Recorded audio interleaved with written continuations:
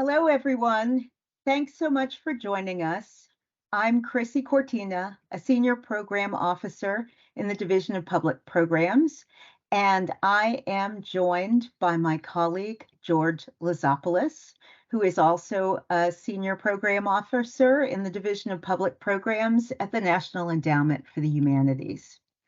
Today, we're going to talk you through and introduce you to the process of applying for public humanities projects.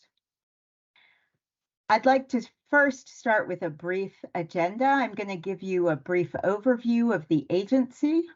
Then we're going to talk about the Division of Public Programs, give you an overview of public humanities projects grants, and then we're going to give you some tips, things you should know before you apply.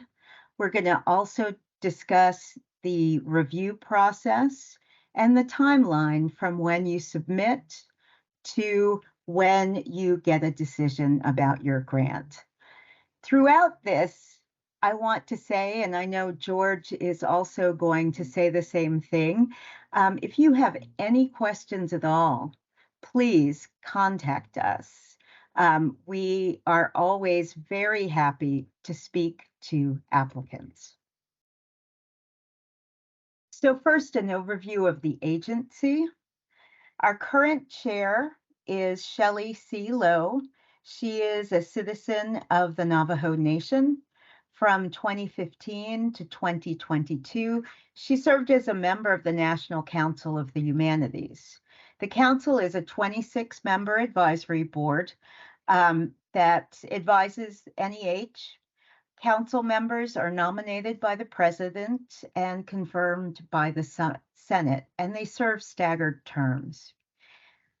NEH was founded in 1965. We make grants using taxpayer dollars to support all areas of the humanities.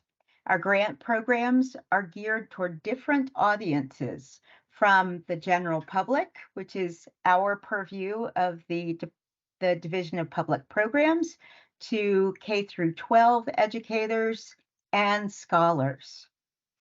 NEH grants go to nonprofit institutions such as museums and libraries, archives, colleges and universities, public television and radio stations, and in some grant programs to individual scholars. Across the agency, we don't support the creative art making process or the performing arts. For support on those kinds of projects, that's really the realm of the National Endowment for the Arts, which is a different agency. Also, we don't support humanitarian work. All grants and fellowships are awarded using a merit-based peer review process that we will talk about a bit later in the presentation. So I wanted to start by talking about two initiatives that are ongoing. So whenever a new NEH chair comes, they can define a set of initiatives or encouragements for projects. The first one is American Tapestry. It's a wide-ranging special initiative that leverages the humanities to strengthen democracy, advance equity, and to address climate change. There are new funding opportunities in all the divisions across the agency, and the goal is to elevate the role of civics in schools and public programs, promote media literacy, examine threats to democracy, and build capacity in a range of humanities organizations. Additionally, the initiative seeks to promote climate resilience in the cultural and educational sectors and to encourage humanities research into the human toll of climate change. Additionally, there is a second initiative. It's actually a part of the larger American Tapestry initiative, and this specifically encourages humanities projects that further understanding of the nation's racial, ethnic, gender, and religious diversity. It also examines the sources of hate and intolerance in the US and explores greater inclusiveness. So, again, look for new grant lines really across the agency that highlight and encourage these projects. So, what are the humanities? That is an excellent question and one that we get asked frequently. NEH's founding legislation defined the humanities, and they said the humanities are the disciplines that reflect on the meaning of the traditions, history, and culture of human beings. They also define specific fields. This includes, as the legislation says, the study, interpretation of languages, both modern and classical, linguistics, and literature, history and its subdisciplines such as art history, music history, ethnomusicology, and jurisprudence. Also, philosophy, archaeology, comparative religion, ethics, artistic criticism, and theory. Humanities also includes fields such as anthropology and sociology, provided that they employ sufficiently humanistic methods.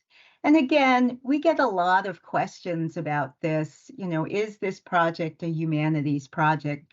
And we are perfectly happy to help you to sort of understand our definition. So NEH is comprised of 7 divisions and offices, including, you'll notice the first one there is the Office for Federal State Partnerships. That administers and connects to state humanities councils. And we always encourage applicants, if you haven't already, to go ahead and explore the resources of your state humanities council.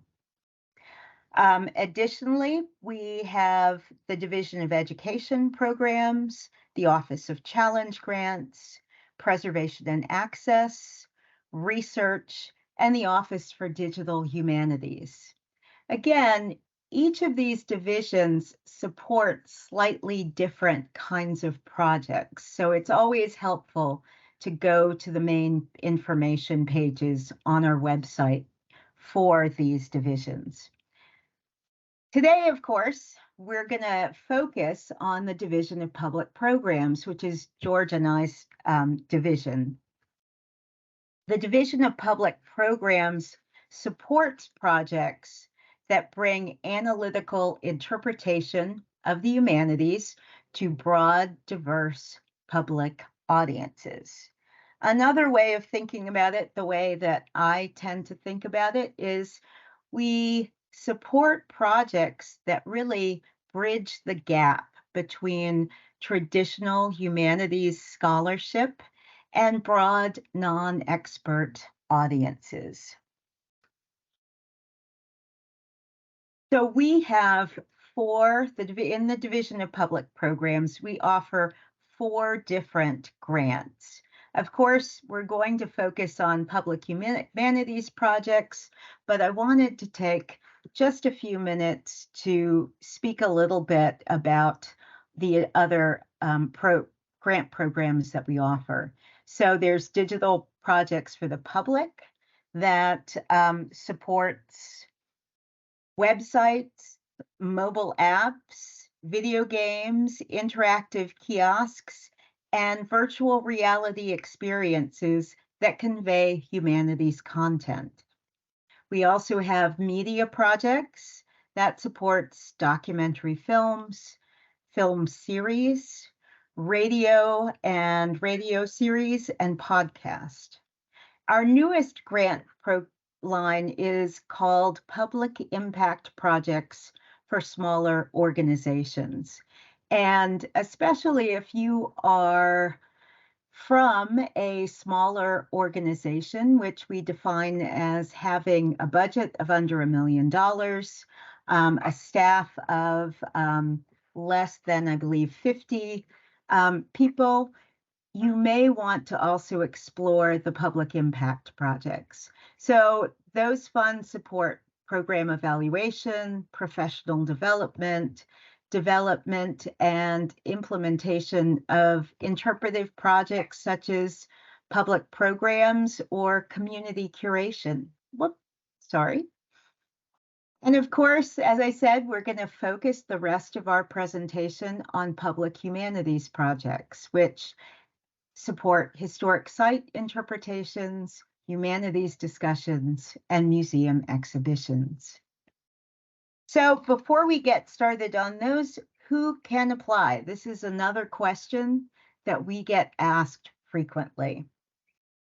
So in the Division of Public Programs, all of our grants are eligible to be awarded to U.S. nonprofits. And that includes organizations with 501c3 tax exempt status, public and 501(c)(3) accredited institutions of higher education, state and local government agencies, federally recognized Native American tribal governments. So who is not eligible? Individuals. So none of our grants in this division can be offered to individuals. Also, foreign organizations and for-profit entities are ineligible to apply. All Division of Public Programs projects have things in common. They should be grounded in humanities scholarship.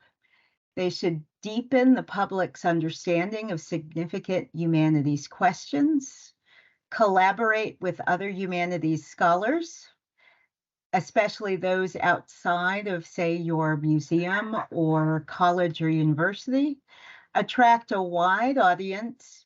You can target audiences that are underserved. For example, we have funded projects that serve primarily senior citizens or, for example, incarcerated youth. All of our projects also encourage dialogue and the exchange of ideas and help non-expert communities to better understand things like history, culture, or, and here's an illustration, literature. That illustration is from a project through Indiana Humanities, which they designed public programs around Mary Shelley's Frankenstein. Public humanities projects support a range of formats. We are primarily focused on in-person experiences, although we do understand that with COVID, there may be limitations. So you could do some hybrid programming, some virtual and in person, but we tend to really encourage in person where possible. Also, exhibitions, historic places, and humanities discussions. Exhibitions, we support permanent exhibitions, which we define as exhibitions that are designed to be open to the public for at least 3 years. We also support traveling and temporary single site exhibitions. Traveling exhibitions should travel or be on view for at least 2 US venues. So you could apply for a traveling exhibition, and the first site is your museum. Then it could travel to a second museum in the US, and that would fulfill the required 2 venues. We, of course, always encourage additional venues, but there is that requirement of at least 2.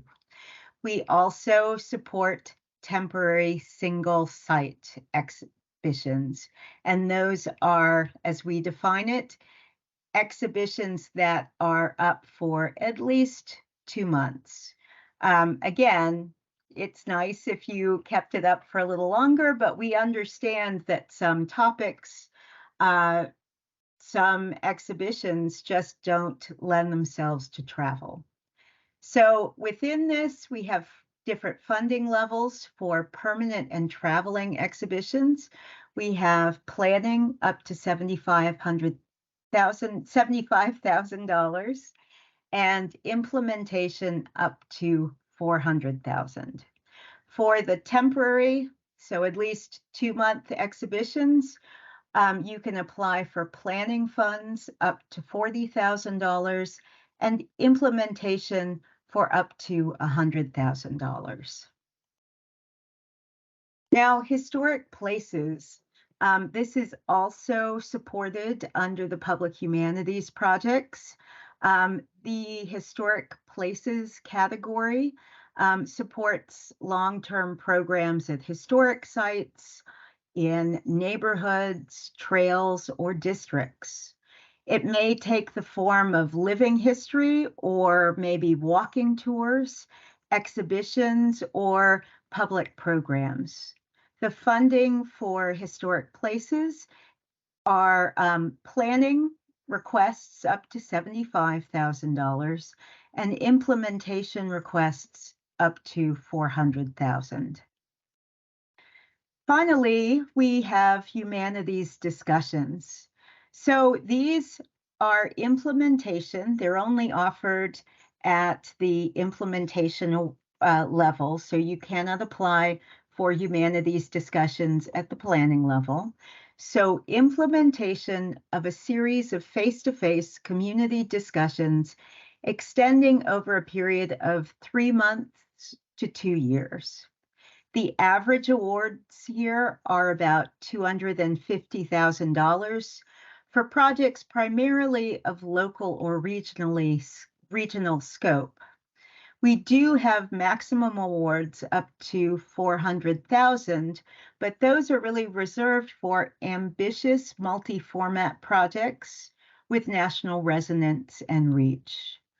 For example, a series of programs across several states with a supporting website might be, you may want to consider applying for up to $400,000.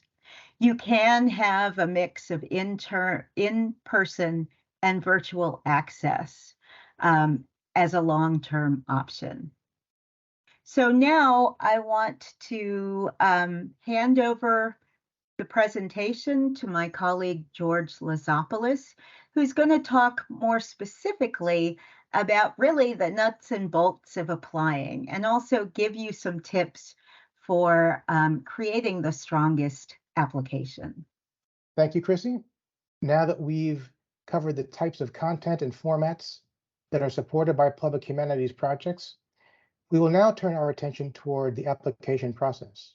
And I'll be talking you through how to identify the correct grant level for your project, some additional funding opportunities that we offer as supplements to our grants, the review process, some pre-application requirements, and finally, some tips on how to put together a strong and competitive proposal. So let's get started with identifying the correct funding level for your project. If you are working on an exhibit or historic site interpretation project, which is to say, if you are not working on a humanities discussions project, if you have articulated the humanities themes, which again are the interpretive frameworks or questions that you're bringing to bear on your subject, if you can identify the scholars and consultants who will commit to collaborating with you on this project and have at least made a cursory first consultation with them, and if you can describe the approaches and techniques that you will use to effectively convey your themes, then you are ready for a planning grant, which I think Chrissy already covered the funding amounts which we offer at that level. Okay, so Planning grants may be used to plan exhibitions or historic site programs only. Again, humanities discussions are not available at the planning level. They are only available at implementation level. Planning grants may be used to refine the content, the format, or the interpretive techniques of your project. They may be used to consult with scholars and designers. Planning grants may be used to establish diverse partnerships for planning and the promotion of your project. And planning grants may be used to develop prototype components, to beta test or prototype your components, engaging different audiences to get feedback, for example, focus groups or front-end evaluation. Also, you may use planning grants to develop preliminary designs, draft scripts, or interpretive plans. If you are in the final stages of planning and have collaborated with your scholars and are continuing consultations with scholars, if you have clearly defined project themes and fully developed the content of your project, and if you have documents illustrating the project format, for example, exhibit design or tour scripts or facilitator training, then you are ready to come in for an implementation level grant. And planning grants, I should add, are not a prerequisite for the implementation level grant. And implementation level grants may be used to produce exhibitions, historic places, or humanities discussions projects. They may be used to meet with scholars or even expand your scholar team. They may be used to fabricate exhibitions and produce education materials, such as exhibition catalogs, websites, or other resources. They may be used to provide project-specific staff training in such areas as the facilitation of discussion or working with discussion guides, how volunteers and docents and staff can utilize the content to engage public audiences. And finally, the implementation grants may be used to advertise your project or conduct impact evaluation. The position in the public humanities is a special supplement to your outright requested funds, and it is available at the implementation level only. So if you are submitting an implementation level grant, you may include a job description and a justification for an additional $50,000 for 1 year or $100,000 over a 2-year period to hire a new entry-level professional who has received a relevant master's degree or PhD within the past 5 years in a humanities discipline relevant to your project. And this may include a degree in museum or curatorial studies, public history. Existing staff at your institution are not eligible to be budgeted for this request. And as we mentioned a few minutes ago, the position in public humanities is available for humanities discussions as well as exhibitions and historic places.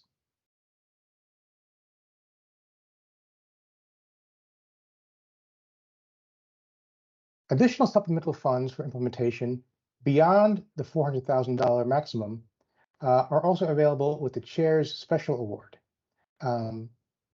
The Chair's Special Award is a very rarely awarded sort of honorary designation in which you can receive up to $1 million for your project.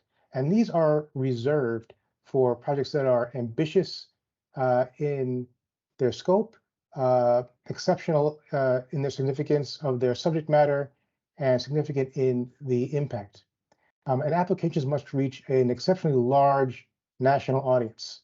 And these typically include multiple partners and diverse formats. Again, they are very, very rarely awarded. Review criteria. These review criteria are the ones we ask our peer reviewers to use when evaluating proposals, and these are included in the notice of funding opportunity. So you can refer to these and keep them in mind when you are preparing your proposal, because again, these are the criteria our reviewers will be using to evaluate your project.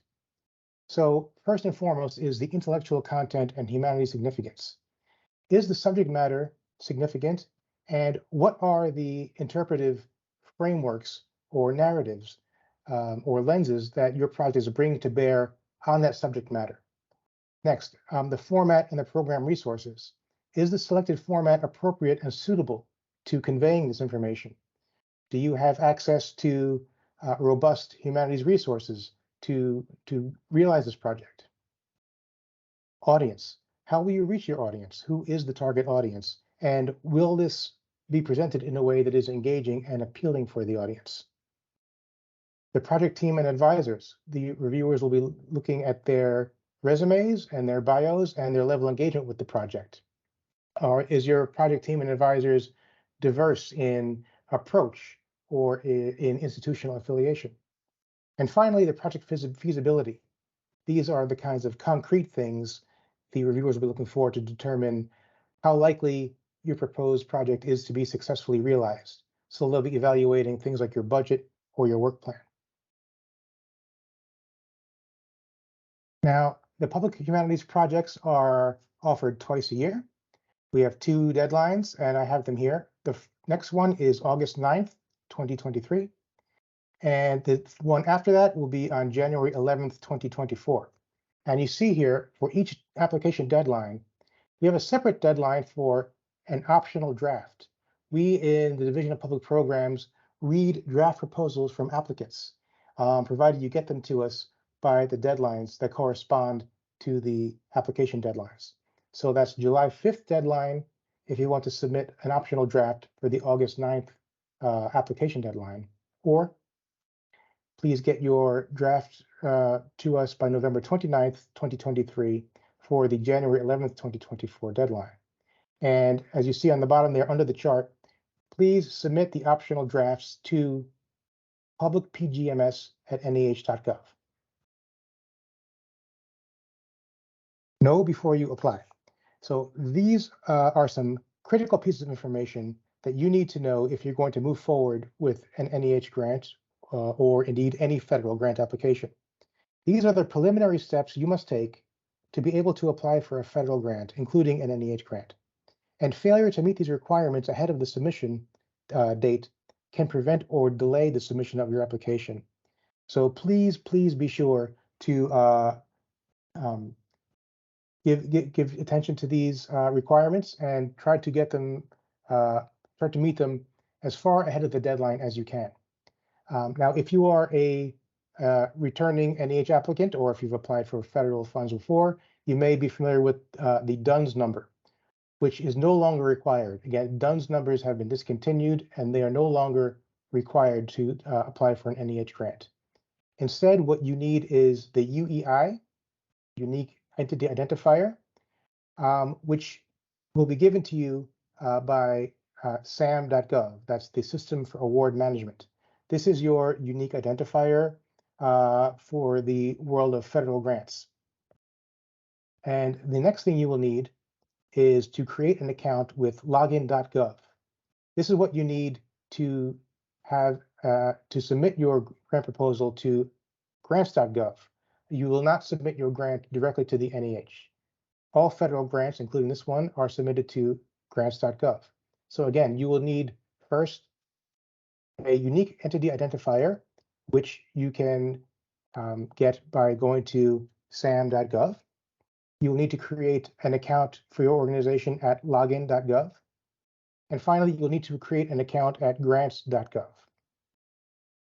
And finally, be aware that these applications, are not instantly granted. There's often a backlog of applicants. So please, if you need to renew any of these, try to do it as soon as possible.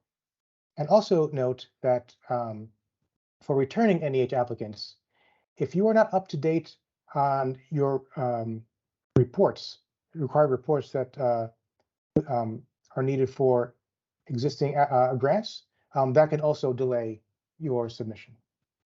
The best source for information about the endowment's work is our website, neh.gov. This is the source for our funding opportunity. It has information on all of our grant programs, all of our deadlines, and a wealth of other information, including instructions on how to apply for a grant. And you can see the link there at the top of the page, neh.gov. From the NEH.gov website, you can navigate to the landing page for this particular grant, which is the Public Humanities Projects Grants. And here you can see the landing page. On the right there, you have a grant snapshot, which contains all the relevant information for this grant. And on the left, you can see a description of the kinds of projects that we fund. And if you scroll down on that same page, you will come to this part of the page where you can find at the top circle there, the notice of funding opportunity. These are the guidelines you will use to prepare your proposal, and it contains all of the relevant information you need for this grant. And the red circle beneath that is links to sample narratives. These are actual narratives that were submitted to the NEH and were successful. And you can read them online as sort of a guide for what we look for in our successful proposals. Now, what makes a competitive proposal? Our grants, as you probably know, are very competitive, but these are the tips we have to help you make the best case you can. First is write for a broad audience. Even though we will have peer reviewers evaluating your project, do not assume that any of them will have prior knowledge. So do not use specific jargon or overly academic language. Write for a broad audience. Next, explain why the project is important and provide context. Demonstrate how scholarship is incorporated into the project. This is especially key when explaining what the interpretive themes are going to be. Again, it bears repeating that interpretation is paramount in the evaluation of the quality of a proposal.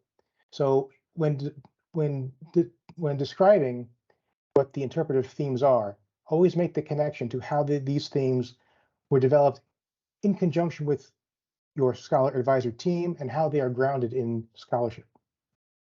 And this is leading into my next point: demonstrate collaboration with scholars and institutions. And to the extent that you can, as I said before, try to have a diversity in terms of approach, discipline, and even institutional affiliation among your scholar advisors. And finally, provide evidence that will reach an audience. And where possible, try to include audience numbers. And next, what makes a competitive applicant? The most important thing you can do in putting together a proposal is follow the directions. Again, these can be found laid out for you in the notice of funding opportunity on the grant landing page. Make the information in your proposal easy to find to the extent that you can make it scannable. Please comply with the technical requirements such as page limits, and take careful note of new requirements in the notice of funding opportunities budget instructions, such as new requirements for subrecipient budgets. Next, the most useful thing you can do when you are getting your proposal together is to contact a program officer. As I already mentioned, we read drafts of your proposals here in this division, and just as a reminder, there are the deadlines again. But beyond that, if you don't want to submit a draft, or even before you submit a draft, you can have a conversation or a meeting with a program officer, and they are available to answer your questions about grant programs, to offer advice on preparing applications, and to provide feedback, as I mentioned already, on draft proposals.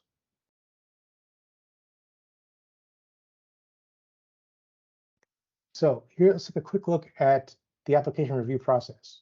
What will happen to your proposal after you hit the submit button? The application process is quite lengthy. It takes about 6 months. And the first phase of this is the peer panel review. The peer review panel. Once we have your proposal here, it will be added to a panel of other proposals.